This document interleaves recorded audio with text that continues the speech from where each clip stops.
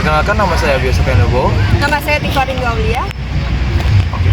Tunggu Proklamasi adalah tunggu peringatan proklamasi kemerdekaan Republik Indonesia yang berdiri di Kompleks Taman Proklamasi di Jalan Proklamasi, Jakarta Pusat.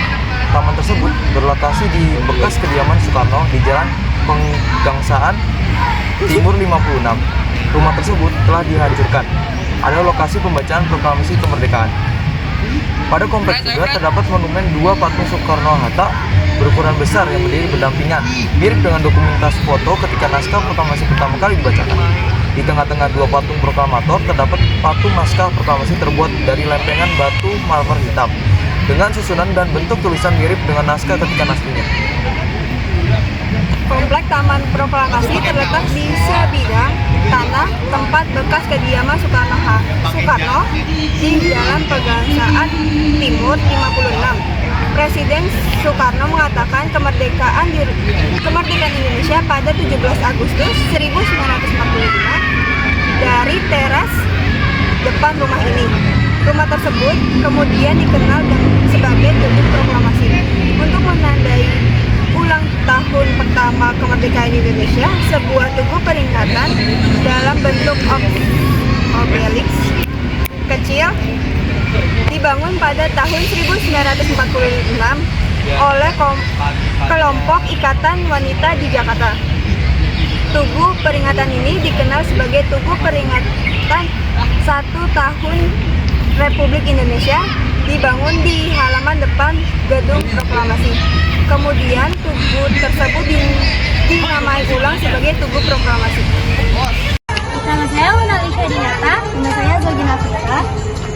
Sejak saat itu, para pemuda dan pelajar Indonesia mengadakan upacara tahunan untuk merayakan proklamasi kemerdekaan Indonesia pada 17 Agustus. Menyusul pemindahan penuh kedaulatan Indonesia pada tahun 1950, Taman Proklamasi setiap tahun dikunjungi oleh Presiden dan Wakil Presiden Indonesia setiap tahun untuk meletakkan bunga dan menghormati prajurit yang gugur. Upacara tersebut juga dihadiri oleh tamu dari negara lain. Sejak 1956, popularitas Taman Proklamasi sebagai tempat berkumpulnya upacara mulai menurun. Terlepas dari anjuran para sesepuh kota agar rumah tersebut direnovasi, pada malam hari tanggal 15 Agustus 1960, Soekarno memerintahkan pembongkaran rumah dan peringatan Tugu Proklamasi. Menurut Soekarno, Tugu Proklamasi sebenarnya adalah Tugu Linggarjati. Pernyataannya tersebut tidak jelas, tetapi tampaknya Soekarno berpikir bahwa baik rumah dan monumen tersebut tidak cukup besar untuk menjadi monumen nasional meskipun signifikansi historisnya cukup penting. 3 potongan marmer dari Tugu Proklamasi kemudian disimpan di rumah Yos Mesdani sebagai kenang-kenangan. Tugu peringatan rencananya akan dibangun kembali pada tahun 1972 di bawah usulan Gubernur Ali Sadikin. Pada 1 Januari 1961, Presiden Soekarno meresmikan pembangunan Tugu Petir, yang kemudian juga dikenal sebagai Monumen Proklamasi. Pada tahun 1972, pembangunan Gedung Proklamasi yang modernis, sekarang Gedung Perintis Kemerdekaan, dimulai. Pada tahun yang sama, Tugu Proklamasi yang dihancurkan sebelumnya dibangun kembali dengan desain serupa. Pada 17 Agustus 1980, monumen terakhir Taman Proklamasi, Monumen Pahlawan Proklamator Soekarno-Hatta yang berukuran besar diresmikan oleh Presiden Soeharto. Terdapat 3 tugu peringatan yang berlokasi di Taman Proklamasi. Tugu peringatan 1 tahun Republik Indonesia, Tugu Petir, dan Monumen Pahlawan Proklamator Soekarno-Hatta. Berikut ini adalah deskripsi dari masing-masing monumen. Tugu peringatan 1 tahun Republik Indonesia. Tugu peringatan 1 tahun Republik Indonesia adalah monumen pertama yang dibangun di Taman Proklamasi. Tugu ini diresmikan pada 17 Agustus 1946 oleh Perdana Menteri Sultan Syahrir selama masa pendudukan sekutu. Tugu peringatan tersebut terbentuk obelisk kecil dengan tulisan atas Usaha Wanita Jakarta, penggambaran naskah kemerdekaan Indonesia, dan peta Indonesia. Tak lama setelah itu, peringatan itu diganti namanya menjadi Tugu Proklamasi. Tugu Proklamasi diprakarsai oleh beberapa tokoh perempuan Indonesia yang tergabungkan dalam Pemuda Putri Indonesia atau PPPI dan Wanita Indonesia, diantaranya Yohana Yos, Masdani Tumbuan, Yenwaranata Kusuma, Zuratulangi, Zubaida, dan Nyonya Gerung. Sketsa tugu peringatan tersebut dibuat oleh Kores Siregar, seorang mahasiswa Konstruksi tugu ini dimulai pada Juli 1946 pada malam peresmian tugu tersebut. Pada pertengahan Agustus, Wali Kota Jakarta, Suwiryo, menolak untuk meresmikan tugu tersebut karena masalah keamanan yang dirasakan. Selama waktu peresmian yang diusulkan, Sekutu telah menduduki Jakarta dan ada kekhawatiran bahwa Sekutu akan memulai pembantaian yang serupa dengan pembantaian Amritsar di India. Perkenalkan, nama saya Perdevan Damanik dari kelas 11. Terlepas dari kekhawatiran yang dirasakan, para penggagas pembangunan tugu proklamasi memutuskan untuk menghubungi Perdana Menteri Sultan Syahrir pada sore hari tanggal 16 Agustus 1946 untuk memimpin peresmian tugu tersebut. Sultan Syahrir bersedia memimpin peresmian dan karena itu yang mengambil penerbangan ke Jakarta dari Yogyakarta untuk meresmikan tugu peringatan tersebut. Tidak ada konflik yang terjadi selama peresmian tugu ini.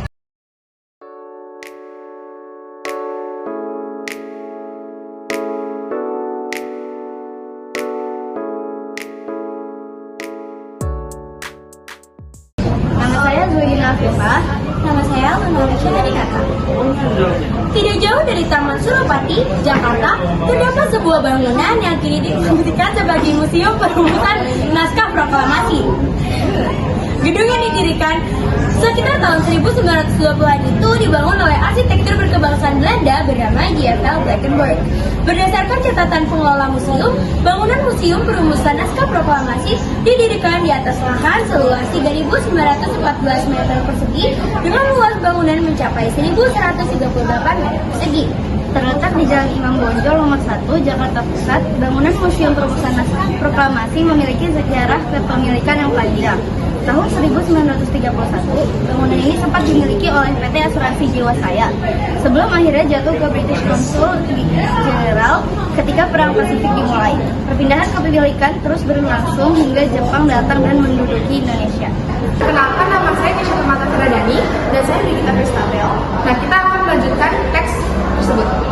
Saat Jepang menduduki Indonesia, gedung ini digunakan sebagai tempat tinggal Laksana Muda Tadashi Maeda, seorang kepala kantor perhubungan Angkatan Laut dan Angkatan Darat Jepang. Setelah Jepang takluk dari Sekutu dan Indonesia merdeka, gedung dialihfungsikan menjadi markas tentara Inggris. Sampai kemudian pada tahun 1982, gedung ini dijadikan perkantoran karyawan perpustakaan Indonesia.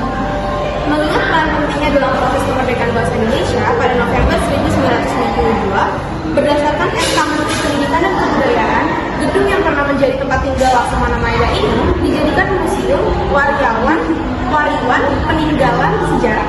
Museum itu diberi nama Museum Perumusan Naskah Proklamasi. Perkenalkan, nama saya Abiyos Kenewo. Saya Tiffany Ngaulia. Di bawah tangga terdapat sebuah ruangan kecil yang dahulu digunakan sebagai tempat Sayuti Melik mengetik naskah proklamasi, ditemani oleh BM Dia. Sementara memasuki ruangan yang lain, pengunjung akan menemukan ruangan pengesahan dan penandatanganan konsep naskah proklamasi untuk memberi kesan nyata kepada peristiwa-peristiwa sejarah yang terjadi. Pengelola museum menghadirkan berbagai diorama dengan ukuran 1:1. Salah satunya diorama yang menggambarkan Soekarno, Hatta, dan Ahmad Subarjo sebagai menandatangani naskah proklamasi. Menaiki tangga dengan bergaya Art Deco, pengunjung akan tiba di lantai 2. Di lantai ini terdapat berbagai benda sejarah seputar masa penggerakan. Benda-benda yang tersimpan rapi di dalam etalase terdapat di antara cetakan poster bergambar Soekarno, pakaian yang pernah digunakan Laksamana Maeda, hingga jam tangan dan kacamata Soekarno.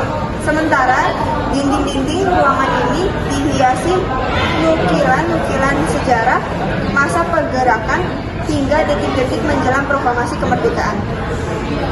Perkenalkan, nama saya Perdevan Damanik.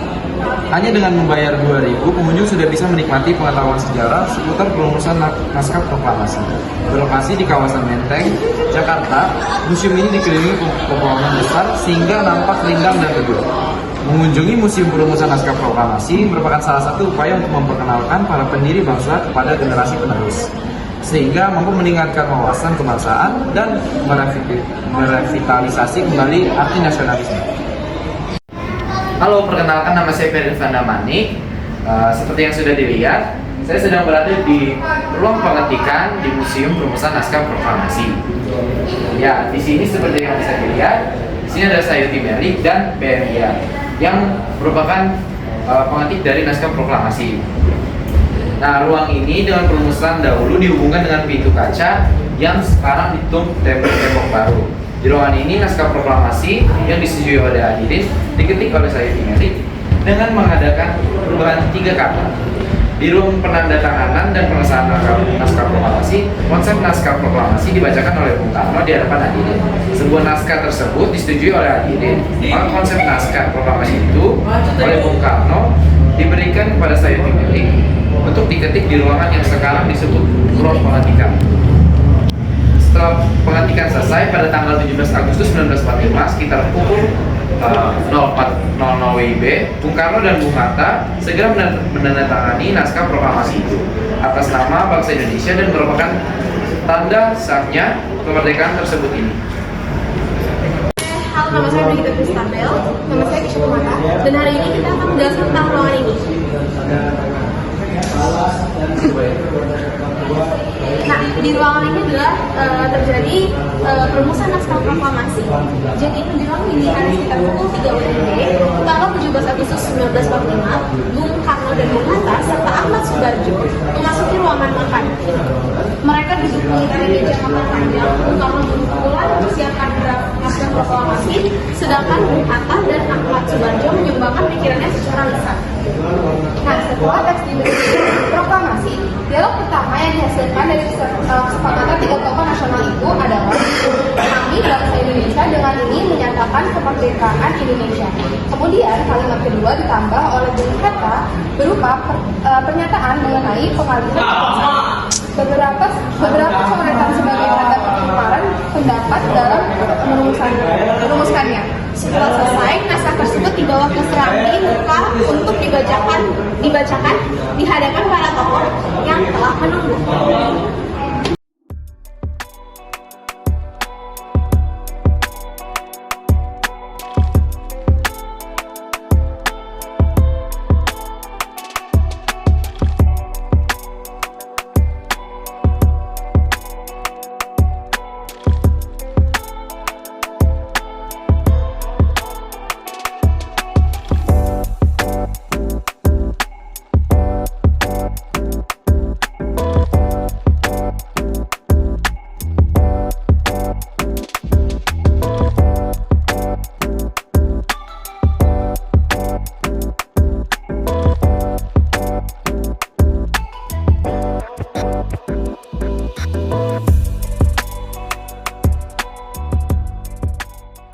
Perkenalkan, nama saya Kisha Pemata.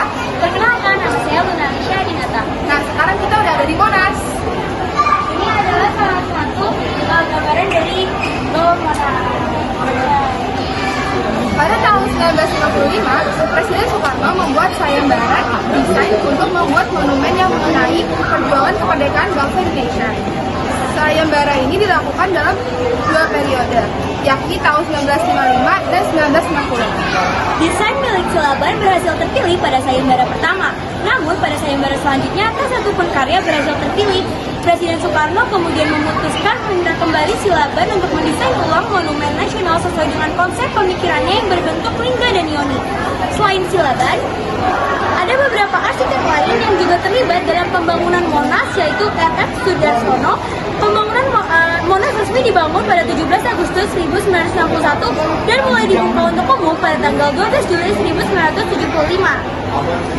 Monas merupakan monumen peringatan yang memiliki tinggi 132 meter atau sekitar 433 kaki dan dibangun di area seluas 80 hektar. Monas sendiri memiliki keindahan yang terletak di bagian puncak tugu karena terdapat lidah api yang dilapisi oleh lembaran emas yang menggambarkan sebuah semangat perjuangan bangsa Indonesia yang menyala-nyala layaknya api. Nah, untuk sekarang kita berada di bawah tanahnya Monas. Ya. Perkenalkan, nama saya Zalgina Fula. Dan saya Brigita Kristabel. Tujuan didirikan Monas untuk mengenang perlawanan dan perjuangan bangsa Indonesia pada masa revolusi kemerdekaan 1945. Memberikan bangsa Indonesia inspirasi dan membangkitkan jiwa semangat patriotisme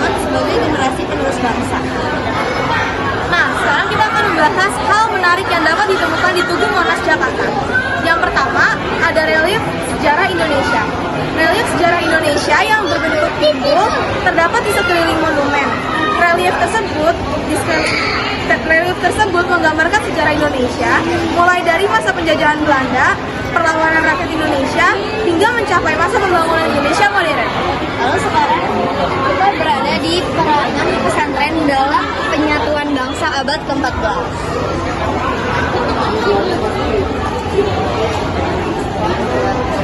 Perkenalkan, nama saya Agus. Dan sekarang kami ada di pertempuran pembentukan Jayakarta. 2. Ruang Kemerdekaan. Ruang Kemerdekaan berada di bagian dalam cawan monumen yang berbentuk amfiteater. Ada banyak negara representasi di ruang tersebut. Di dalam ruangan ini menyimpan simbol negara dan kemerdekaan Republik Indonesia. Salah satunya adalah naskah asli proklamasi kemerdekaan Indonesia yang disimpan di dalam kotak-kotak dalam pintu gerbang yang bernuansa emas. 3. Pelataran puncak dan api kemerdekaan. Pelataran puncak berada di ketinggian 115 meter dari permukaan tanah. Terdapat teropong untuk para pengunjung agar dapat melihat keindahan di seluruh penjuru kota Jakarta. Salah satunya yakni gedung-gedung pencakar langit. Perkenalkan, nama saya Kadevan Darmanik. Jadi sekarang saya ada di miniatur Perang Makassar. Di puncak Monumen Nasional juga terdapat cawan yang dilapisi emas seberat 50 kg. Dan terdapat lidah api atau obor sebagai simbol semangat dan perjuangan rakyat Indonesia saat meraih kemerdekaan.